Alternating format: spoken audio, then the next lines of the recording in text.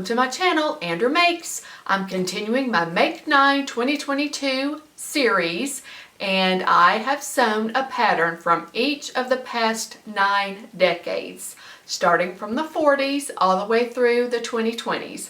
I'll put a link to the playlist of all those videos in the description box in case you haven't seen any. I do have all the garments made, but I don't have all the videos posted yet, so that's what I'm working on. I think I lack 3 or 4 videos, I'm not sure. But today is dedicated to the 60s. And before I get into all that, what I'm wearing today is the pattern I chose for the 2020s. And these are the Ruby overalls by Helen's Closet. And I have a video all about these on my channel that I'll link in the description box. But fun fact, keeping it real, when I got dressed this morning, I looked down and I thought, I don't remember that bib being that narrow. And then when I put my hands in my pockets, I realized what had happened. I put my overalls on backwards. Yes, I did. Just another day in my life. I'm going to turn around and show you the back. And that's what I was looking at, thinking, I don't remember this bib being this narrow.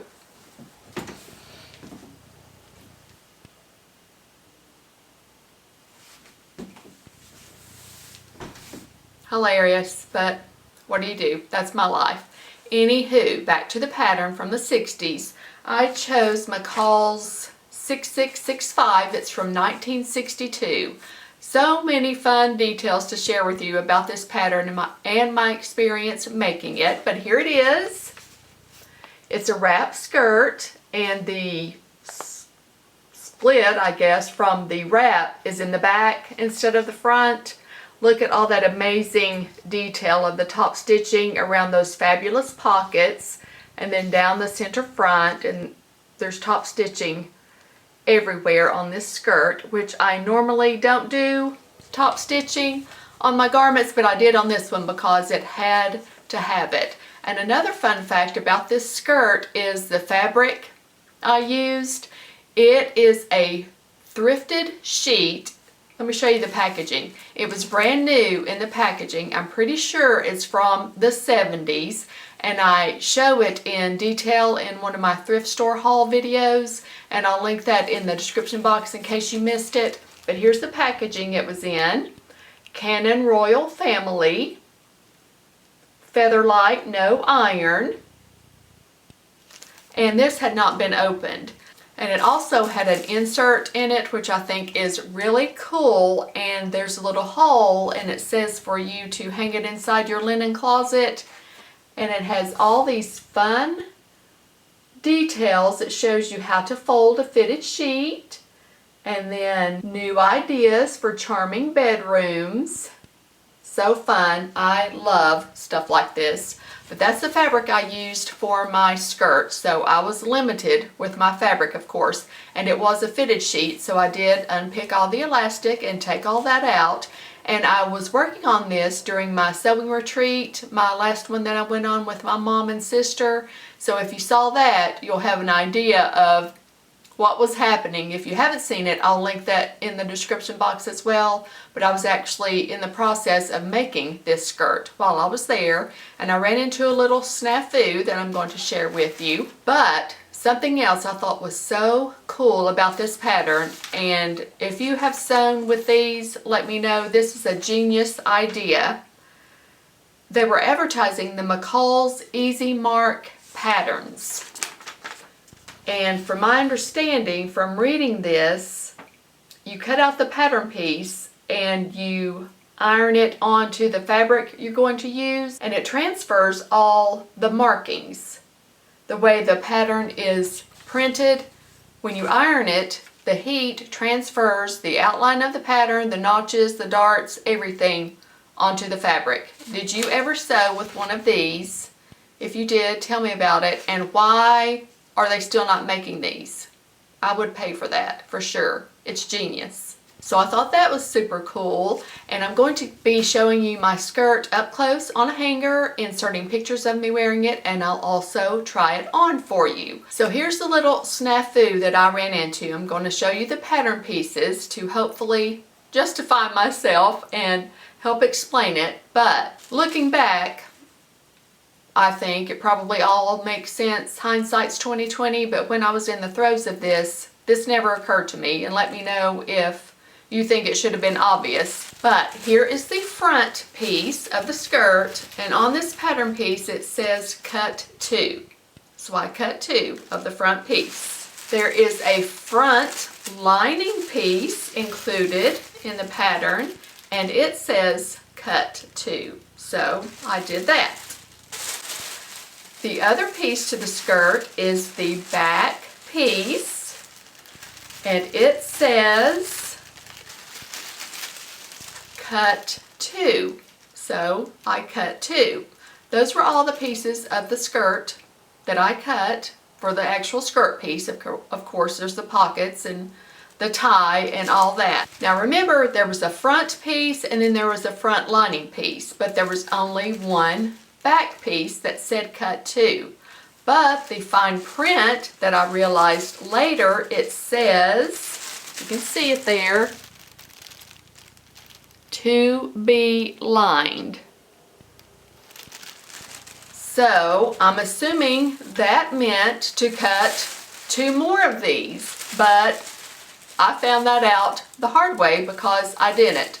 There was a front piece, a front lining piece, and a back piece. So why wasn't there a back lining piece? And why didn't the back piece say cut 4?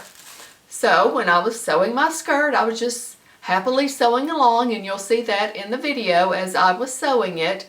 And then when I started putting it together, you basically sew all the front pieces together and you sew all the back pieces together, and then you put those right sides together and sew around them, leave an opening, and turn it right side out. Well, when I got to that step, I didn't have enough back pieces, and I was scratching my head forever trying to figure out what in the world was going on. And then it finally hit me that I should have cut 4 back pieces. Well, I had a one-of-a-kind vintage sheet. I didn't have any more of that fabric. And at the time, I wish I had known to cut 4 back pieces, and I would have used the vintage sheet to cut the lining for the back, because that's where the split is, the opening, and if it were to open up a little bit, it would still be the same fabric. And the way the skirt is made, if I had made the front lining from a different fabric, you would never know. So I was a little annoyed about that. So I had to wait until I got back home to go shopping for fabric that I wanted it to be as exact a color as I could get. I didn't want anything contrasting because I wanted the skirt to be all one color, and I think it's more versatile that way. I didn't want a contrasting lining or anything like that. So when I got back home, I went to Joann. I couldn't find anything that blended in the way I wanted it to. I was starting to panic. I got desperate. I was even looking in home dec fabric. I mean, I was willing to accept any fabric as long as it came close to that color. Could not find anything. So then I went to my local quilt shop, and I was able to find the most perfect fabric. You will not believe it when you see it. So now I'm going to show you my skirt. Here it is. I love it, and I'll get in close in a minute and show you all the top stitching. But this is the vintage sheet that's, I'm pretty sure, is from the 70s, in this fabulous mustard color. That's one of my faves. And then there's the tie, and I'll get in close so you can see the top stitching all along the pockets. There's those amazing pockets. And the top stitching, and then the top stitching down the center front. And then there's top stitching all along the bottom also. And the only change I made is they wanted you to add a buttonhole. Let me take it off and show you. There it is. Took me a minute to find it.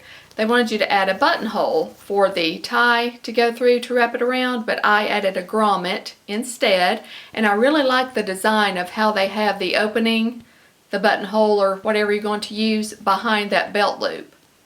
I love that. So it's not really super duper visible. And while I have it off the hanger, I want to show you what I did that I thought was really fun. I took the label off the sheet, and I put it on my skirt. The Cannon Royal Family. I thought that was fun. And here, well, let me put it back on the hanger and show you the back. Here's the back. It's hard to show on a hanger, but here is the opening, and I want to show you the quilting cotton I found that coordinates so well with this skirt, the sheet. Look at that. Now from far away it looks solid, but I'm going to bring it up close and it actually has some little flecks of a darker color. It blends so well it's hard to see, but can you believe how closely I was able to match that? I was so thankful. So now I'm going to go try it on for you, but in the meantime, here are some pictures of me wearing it.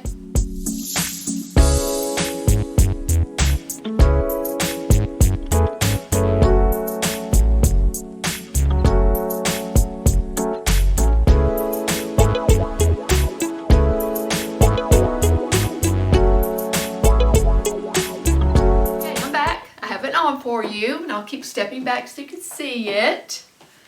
There are the fab pockets. Look how deep they are. I love it.